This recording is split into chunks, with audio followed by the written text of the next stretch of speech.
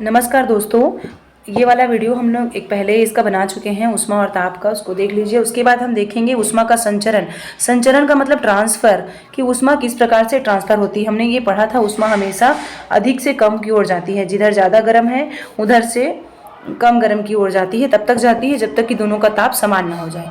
ये हमने देख लिया था। अब इस किस विधि से जाती है, किस प्रक्रिया से जाती है, तो 3 प्रक्रिया हमने पढ़ा था कि चालन, कंडक्शन। आज हमने तीनों का एग्जाम्पल देखेंगे, चालन, संवहन, कन्वेक्शन और विकिरण। सबसे पहले चालन को देखते हैं। चालन क्या है? ऊष्मा संचरण की वह प्रक्रिया जिसमें पदार्थ के अणु अपने स्थान में स्थानांतरित हुए बिना ऊष्मा संचरण का कार्य करते हैं, चालन कहलाती है। ठोस में ऊष्मा का स्थानांतरण चालन विधि द्वारा ही होता है। चालन मतलब जिसमें पदार्थ के जो अणु हैं वो संचरित नहीं होती, अपने ही स्थान में रहते हैं और तब भी ऊष्मा का संचरण हो जाता है। इसके लिए हम एक प्रयोग देखेंगे। यहाँ पर एक वीडियो चल रही है, उसमें क्या है कि एक लोहे की पट्टी है, उसमें मोम की सहायता से 4 ऑयल पिन को लगा दिया गया है।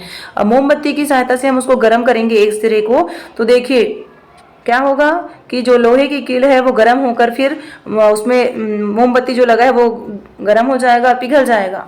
पिघलने के बाद में क्या होगा, वो गिरते जाएगा। तो सबसे पहले जो है, सबसे पहला वाला जो ऑयल पिन है वो गिरेगा, क्योंकि वो ज़्यादा पास में है, ऊष्मा का स्थानांतरण है। सबसे पहले वहाँ पर ऊष्मा पहुँचेगी, ऊष्मा का संचरण होगा, फिर धीरे से दूसरे वाले में, फिर लास्ट में सबसे आखिरी वाले में ऊष्मा का संचरण होगा। तो ये चालन विधि है। ये देखिए, एक गिर भी गया। उसी प्रकार से दूसरा, तीसरा भी धीरे से, सबसे फर्स्ट वाला पहले गिरा क्योंकि मोम पहले पिघला। और अगर लकड़ी में इस प्रकार से करेंगे तो लकड़ी में क्या होगा कि इधर तो गर्म होगा लेकिन इधर गर्म नहीं होता है, क्योंकि उसमें चालन विधि से ऊष्मा का संचरण नहीं होता है। और देखिए इसमें लोहा जो है, लोहे के कण जो है वो अपने ही जगह पे रहते हैं, उसके लोहे के कण अपने ही जगह पे रहते हैं और ऊष्मा जो है संचरित होती है, किस ओर होती है, गर्म से ठंडे की ओर। आगे देखते हैं चालन विधि में ऊष्मा संचरण के लिए कि पहले शर्त यह है कि दोनों वस्तुएं एक दूसरे के संपर्क में हो, उनके ताप भिन्न हो। उनके ताप कैसे हो? अलग अलग हो। अब देखते हैं ये भोजन पकाने, एक और उदाहरण देखते हैं कि भोजन पकाने के लिए तांबा, एल्यूमिनियम, पीतल जैसे मिश्र धातु जो सभी क्या है, ऊष्मा के सुचालक है, के बर्तनों का प्रयोग करते हैं, जिससे भोज्य सामग्री को अधिक ऊष्मा मिल सके और वह जल्दी से पक जाए। आगे देखते हैं, दूसरा विधि को देखते हैं, संवहन। इसमें क्या है कि ऊष्मा संचरण की वह प्रक्रिया जिसमें द्रव एवं गैस के अणुओं की गति के फलस्वरूप ऊष्मा का स्थानांतरण होता है, संवहन कहलाता है। इसमें ऊष्मा संचरण की इस संवहन प्रक्रिया में द्रव और गैस के जो अणु हैं वो अपने जगह से स्थानांतरित होते हैं और उससे फिर एक संवहन धारा बनती है और ऊष्मा का संचरण होता है। इसके लिए हम देखते हैं क्यों ऐसा होता है, क्योंकि ठोस जो है, जैसे कि धातु जो होते हैं जिसमें ऊष्मा के क्या होते हैं, वो सुचालक होते हैं। तो सुचालक होने के कारण से उसमें ऊष्मा का संचरण हो जाता है, लेकिन द्रव और जो गैस है वो ऊष्मा की कुचालक होती है। बहुत लोगों को कन्फ्यूजन रहता है कि जो द्रव है खासकर और गैस है, गैस में तो बहुत रहता है कि हवा की वजह से हमें ठंडी लगती है, तो हवा की वजह से ठंडी नहीं लगती हमें, क्योंकि वो ऊष्मा की कुचालक है, ऊष्मा को चलाता नहीं है, ऊष्मा की कुचालक है। तो इसको याद रखेंगे। तो इसलिए उसमें ऊष्मा का संचरण जो है संवहन विधि से होता है। इसके लिए एक एग्जांपल हम देखते हैं।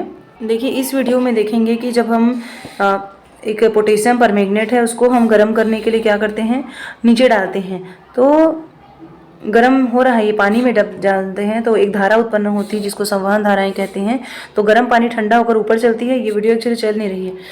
तो इसमें क्या होता है कि गर्म पानी जो है ठंडी होकर, गर्म पानी जो है गर्म होकर हल्का हो जाता है, तो जो पानी ऊपर चलने लगती है, लाल कलर की पानी ऊपर चलती तो अलग से ही दिखता है, और ठंडा पानी भारी होने की वजह से नीचे आता है। तो इसमें मतलब इस विधि में ऊष्मा के इस संचरण में इस तरह से पूरा पानी गर्म हो जाता है। पहले क्या होगा, एक बार और समझ लीजिए, पानी, नीचे का पानी गर्म हुआ और गर्म होने के बाद हल्का हो जाने के कारण से पानी ऊपर जाता है, और ऊपर का पानी भारी होने की वजह से, ठंडा होने की वजह से भारी होता है और ठंडा नीचे आ जाता है। तो इस प्रकार से पूरा पानी धीरे धीरे गर्म हो जाता है।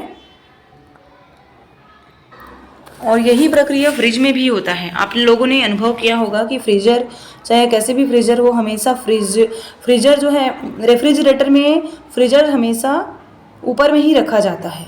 क्यों रखा जाता है, उसके पीछे एक लॉजिक है, यही वाली, कि जो फ्रीजर के ऊपर रखा जाता है जिससे उसके संपर्क की ठंडी एवं भारी हवा नीचे आ जाए। ठंडी हवा नीचे जाती है एवं नीचे की अपेक्षाकृत गर्म हवा ऊपर जा सके। तो इस प्रकार से संवहन धाराएं बनती हैं रेफ्रिजरेटर में, जिसके कारण अंदर की हवा को ठंडा बनाए रखती है ना। समझ में आ गया होगा। ये सिंपल एक है कि ठंडा वाला हिस्सा जो फ्रीजर ऊपर में रखते हैं, क्योंकि उसके ऊपर में जो भी हवा आती है वो ठंडा हो जाती है और ठंडा होकर नीचे आ जाती है। उसकी अपेक्षाकृत अगर गर्म हवा है वो तो ऊपर जा सकती है। तो इस प्रकार से एक संवहन धाराएं बनती है और फ्रिज की हवा को ठंडा बनाए रखती है। अब ये अंतिम वाला है विकिरण विधि। अब ये जो है एक अलग ही है कि ऊष्मा संचरण की वह प्रक्रिया जिसमें ऊष्मा को एक स्थान से दूसरे स्थान तक संचरित होने में किसी माध्यम की आवश्यकता नहीं होती, विकिरण कहलाती है। तो इसके लिए एक सीधा सा एग्जाम्पल है कि सूर्य जो है बहुत दूर है पृथ्वी से, लेकिन फिर भी पृथ्वी की ऊष्मा जो है, पृथ्वी की ऊष्मा आ जाती है, सूर्य की ऊष्मा पृथ्वी तक आ जाती है। बहुत दूर होने के बावजूद भी बीच में सूर्य के प्रकाश को, ऊष्मा को पृथ्वी तक आने के लिए बीच में कोई भी माध्यम नहीं मिलता, निर्वात रहता है, तो भी पृथ्वी तक पहुंचती है।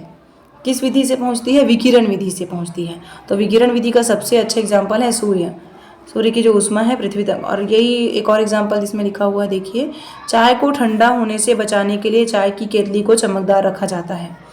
चमकदार होने की वजह से हमेशा वो गर्म ही रहेगा, इस प्रकार से। और कुछ एग्जांपल्स देख लेते हैं, शायद इसको हम देख चुके हैं आगे। कुछ प्रश्न ले लेते हैं। तो ये प्रश्न है, इसको नेक्स्ट वीडियो में देखेंगे। Thank you so much watching this video.